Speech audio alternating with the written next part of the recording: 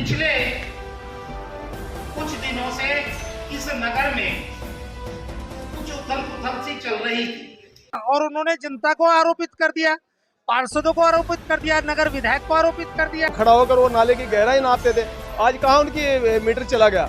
आज 10% से लेके कहीं कहीं 100% तक बढ़ा दिया गया, 200%, 500% तक बढ़ा दिया गया। व्यापारियों से जुड़े हुए कार्य वो नहीं हो पाए। बोर्ड की बैठकों में लड़ाई झगड़ों में ही निमट गया। दैनिक रुड़की आपको बताएं, व्यापारी संगठन और सामाजिक संगठन के लोगों के द्वारा रुड़की रामनगर चौक स्थित एक होटल में पत्रकार वार्ता का आयोजन किया गया है।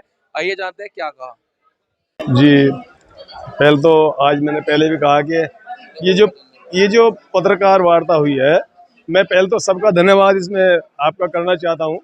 और मैं चाहता हूं कि आप इस वार्ता के माध्यम से लोगों तक ये संदेश भी भिजवाएं कि देखिए, जब जनता जनप्रतिनिधि चुनती है तो पूरे 5 साल का कार्यकाल आदमी के लिए चुनती है।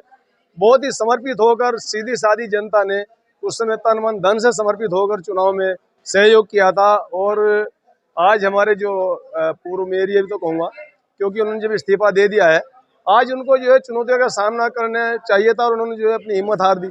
जहाँ पूरा शहर जलमग्न हो रहा है और लोगों के घर गिर रहे हैं, मकान गिर रहे हैं, गलियों में लोगों के पानी भरा पड़ा है, और इसके बाद फिर जब मान लो बहुत सारी बीमारियाँ, मक्खी मच्छर आएंगे, तो आज उनको इसमें उनके साथ तन मन धन से खड़ा होना चाहिए था। जो अगर उनको कोई परेशानी आ भी रही थी तो वो जो शहर में इतने अच्छे अच्छे संगठन हैं उन लोगों के बीच जाते, और संगठन ही नहीं, मैं कह रहा जो जिन लोगों ने वोट दिए थे, जब नुक्कड़ सभाएं उन्होंने चुनाव के समय की थी, आज भी करते। लोगों को पूछते भाई मैं क्या करूं, मेरे साथ परेशानी तो बताते, लेकिन परेशानी का कारण सब जनता समझ रही है क्या है। जब एक समय वो जब अपना मीटर लगाकर नाले के अंदर पिछले वर्षों में चुनाव से पहले जब खड़ा होकर वो नाले की गहराई नापते थे, आज कहाँ उनकी मीटर चला गया। आज उनको देखना चाहिए था। और बात करते हैं प्रदीप बत्रा जी की, उन्होंने जब ये कोविड काल आया, उन्होंने लगातार यहाँ से कैंप कार्यालय में जो लोगों की सेवा की, तो वो भी तो एक जनप्रतिनिधि है। आदमी को अपने कार्य से भटकना नहीं चाहिए, निष्ठा के साथ अपने कार्य करना चाहिए। जो जिम्मेदारी पब्लिक ने दी है, वो एक नगर पिता थे, वो एक राजा थे, अपनी प्रजाओं को ऐसे बीच में छोड़कर चले गए। ये बहुत बुरी खबर है हम सब लोगों के लिए, शहर के लिए। मैं आपके द्वारा एक लोगों के को यही बस बताना चाहूँगा कि भाई एक ऐसा जनप्रतिनिधि आपके बीच में आना चाहिए जो आपके पूरी आपके जो है 5 साल जो है कार्य करे और आपके विश्वास पर खरा उतरे। जितनी बार भी वहाँ समस्याएं लोग लेकर आते थे बोर्ड की बैठक में, जो मुझे पता चला, कि मेरी पुत्र वधू बताती थी, वो भी वहाँ नामित पार्षद बैठक में जाती थी, तो ये पता चलता था कि जो पहले से ही एजेंडा लेकर आते थे कि भाई उसी पर साइन करना तो चलेगा, बाकी किसी की बात को सुनने को तैयार नहीं होते थे। रोज आए दिन कुछ ना कुछ इसी तरह से रहता था। जो देखिए, जो पार्षद होते हैं वो गली नाले की समस्या वो लेकर आते हैं। उनको पता होता है कि किस गली में लाइट नहीं जल रही, किस गली में पानी भरा पड़ा है, किस गली में कहाँ क्या प्रॉब्लम है। जब उनकी समस्या ही नहीं सुनने की तो फिर पार्षद बनाए क्यों। धन्यवाद। 10% से लेके कहीं कहीं 100% तक बढ़ा दिया गया, 200%, 500% तक बढ़ा दिया गया। तो उसकी पीड़ा चल रही थी और अनर्गल बातें निकल के आ रही थी। कहीं से भी कोई काम की बात नहीं निकल रही थी। यूजर चार्जेस की कहीं से कोई बात नहीं थी, तय बाजारी को लेकर कोई बात नहीं थी। दुकानदारों का किराया 60%, कहीं कहीं तो 10% से लेके कहीं कहीं 100% तक बढ़ा दिया गया, 200%, 500% तक बढ़ा दिया गया। तो उसके बारे में भी हमारे मन में पीड़ा थी। यूजर चार्जेस को लेके हमारे व्यापारियों के मन में बहुत सी पीड़ाएं हैं।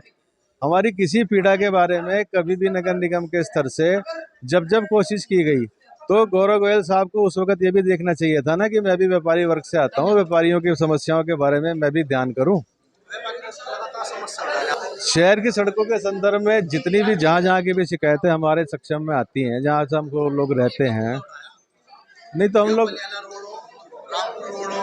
देखिए, हम लोग व्यापारिक हित की बात करते हैं ना। व्यापारियों के बारे में आप मेरे से जो भी बात पूछेंगे, हमने तो आज तक व्यापारी हित की बात करी है। व्यापारियों को जहाँ समस्या आई, किसी व्यापारी ने अगर हाँ कोई हमारे पास व्यापारी आके अपनी बात रखेगा तो हम पूरी तन मन धन से उसकी मदद करेंगे और बोझ की बात को उठाएंगे। बहुत जल्दीबाजी की उन्होंने। अगर थोड़ा सा भी ऐसा अगर उनको कुछ लग रहा था तो उनके अपने सार्वजनिक जीवन के लोग हैं, वो सार्वजनिक लोग, उनके बहुत सारे हितैषी हैं, उनको उस बारे में बात करनी चाहिए थी। द्वारा की गई है, व्यापारियों द्वारा की गई है? कोई इसके बारे में ये कहना कि व्यापारियों के द्वारा की गई है, सब लोग आपस के बैठे हैं, इसमें कोई इसको संगठन का नाम न दिया जाए। ये तो सामाजिक लोग हैं जिनको पीड़ा हुई हमारे साथ आए। व्यापारी वर्ग व्यापार मंडल की तरफ से प्रेस वार्ता हुई है। व्यापारियों का अपना दर था नगर निगम को लेके। 4 साल का कार्यकाल पूरा हुआ और माननीय मेयर साहब ने इस्तीफा दिया। वो अपना दर्द बयान कर रहे थे कि हम 4 साल से लगातार उनके टच में रहे और उनको लगातार काम कहते रहे, नगर निगम में जाते रहे, हमारे कार्य नहीं हुए। जैसे यूजर चार्ज का लगना और जैसे किरायों की बढ़ोतरी और भी अन्य जो भी व्यापारियों से जुड़े हुए कार्य हैं वो नहीं हो पाए। देखो जी, सभी तरह के लोग होते हैं, पार्षदों तो मिलजुल के काम करने की कोशिश की है लेकिन नहीं बना तालमेल। मेयर साहब नहीं बना पाए तालमेल। मेयर साहब ने हमेशा यही कहा है कि मुझे तो 21 पार्षद चाहिए, मैं 21 पार्षद से बोर्ड चला लूंगा। यही कारण रहा है, सभी 40 पार्षदों को साथ लेके नहीं चलेंगे। व्यापार मंडल की तरफ से और सामाजिक संस्था की तरफ से एक प्रेस वार्ता रखी गई थी जिसे मुझे भी बुलावा आया था, मैं भी यहाँ पर पहुँचा हूँ। और वो प्रेस वार्ता का फिर जो व्यापारियों की जो समस्याएं थी व्यापार मंडल से जुड़ी हुई, वो जुड़ते जुड़ते मेयर साहब के इस्तीफा देने तक पहुँच गई। जो इस्तीफा उनका दिया गया है वो बहुत ही गलत है, क्योंकि 3.5 साल उन्होंने अपना कार्यकाल चलाया है और वो जो उनका कार्यकाल चला है वो बोर्ड की बैठकों में लड़ाई झगड़ों में ही निमट गया।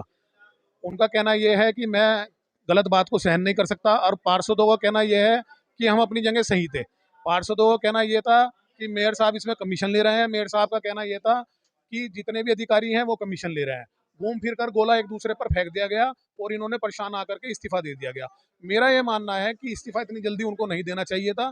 अभी उनकी एज ही क्या है, राजनीति करने की उनकी एज थी, लेकिन वो बहुत जल्दी मैदान छोड़कर चले गए। ये बहुत ही गलत है। नेताओं की उम्र 50 साल, आज भी प्रदीप बत्रा जी की उम्र 52-53 साल होगी, जैन साहब की उम्र 76 साल होगी, मदन कौशिक जी की उम्र 60 प्लस की होगी, और अपने क्या नाम है आप निशंक जी को ले सकते हैं, निशंक जी की उम्र भी लगभग क्या नाम है 60 के आसपास है। सभी नेता हैं जो अपनी वर्ध अवस्था के आसपास होने के बावजूद भी पूरी दृढ़ता के साथ राजनीति के अंदर खड़े हुए हैं और उनका पूरा मामला चलता है। शासन से वो अपने प्रस्तावों को पास करवा करके लाते हैं। आप अभी भी देख सकते हैं, निशंक जी ने, आज ही मैं उसमें देख रहा था कि हजारों करोड़ रुपए के, सैकड़ों या हजारों करोड़ रुपए के काम खानपुर झबरेड़ा, मतलब वो काम ऐसे हैंगे कि 50-100 काम हैंगे। मेरे पास उसकी लिस्ट आई थी। झबरेड़ा में, भगवानपुर में, रुड़की में, खानपुर में, लक्सर में, रानीपुर में, ज्वालापुर में, सभी काम वो कर रहे हैं। तो ऐसी क्या दिक्कत आ गई जो मेयर साहब को इस्तीफा देना पड़ा? देखिए, 2020 अक्टूबर में हम गौरव गोयल जी के पास गए।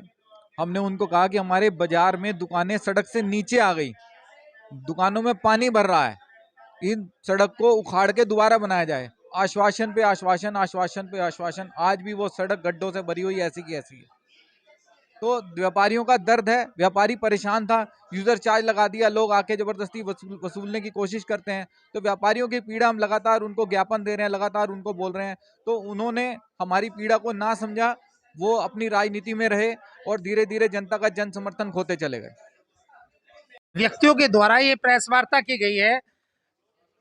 एक दिन हम सब लोगों ने देखा कि इस रुड़की नगर के महापौर ने अपने पद से इस्तीफा दे दिया और उन्होंने जनता को आरोपित कर दिया, पार्षदों को आरोपित कर दिया, नगर विधायक को आरोपित कर दिया और पूर्व प्रदेश प्रवक्ता रहे मयंक गुप्ता जी को आरोपित कर दिया। भाई, आपके अपने व्यक्तिगत कारणों से आपने इस्तीफा दिया है, आप किसी को क्यों आरोपित कर रहे हैं? और आपने किसी के हित में कोई कार्य नहीं किया।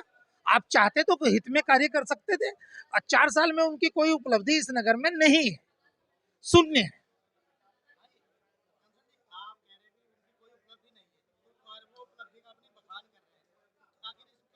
उपलब्धि है क्या, वो बताएं। उपलब्धि है, एक उपलब्धि गिनवा दे, एक उपलब्धि गिनवाए कि उन्होंने इस नगर में ये उपलब्धि दी है, इस नगर को ये तोहफा दिया है। जो शासन से पैसा आता है, सड़कें बनती हैं, सड़कें बन रही हैं, अच्छी सड़कें बननी चाहिए थी।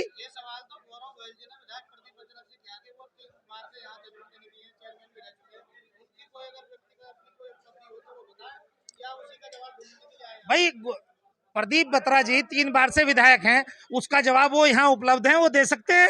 आप उनसे पूछे कि उन्होंने क्या किया, वो बताएंगे उन्होंने कितनी सड़कें बनवाई, इस नगर के लिए क्या क्या किया, कोविड काल में क्या किया, क्या नहीं किया। इस नगर में इतनी सड़कें बनी हैं और ये इतनी सड़कें प्रस्तावित हैं, उन सड़कों के निर्माण में उन्होंने कुछ ही फाइलों पर है जी।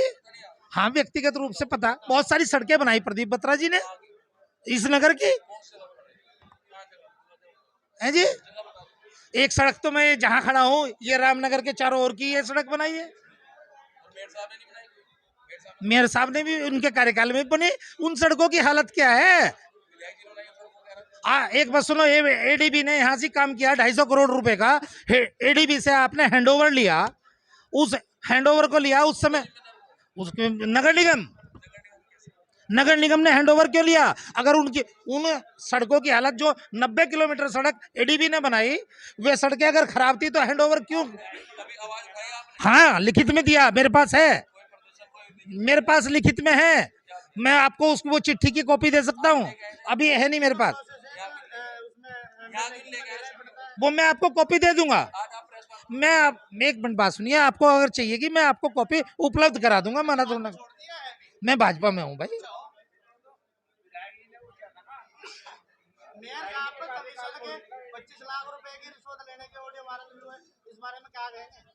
भाई वो दुखद है, उन्हें ऐसा नहीं करना चाहिए था। आपको पता ऐसा हुआ है? आवाज सुनिए, वो आवाज जांच में ऐसा सुनने में आया, अखबार में ऐसा छपा है कि आवाज उनसे मिलती जुलती है।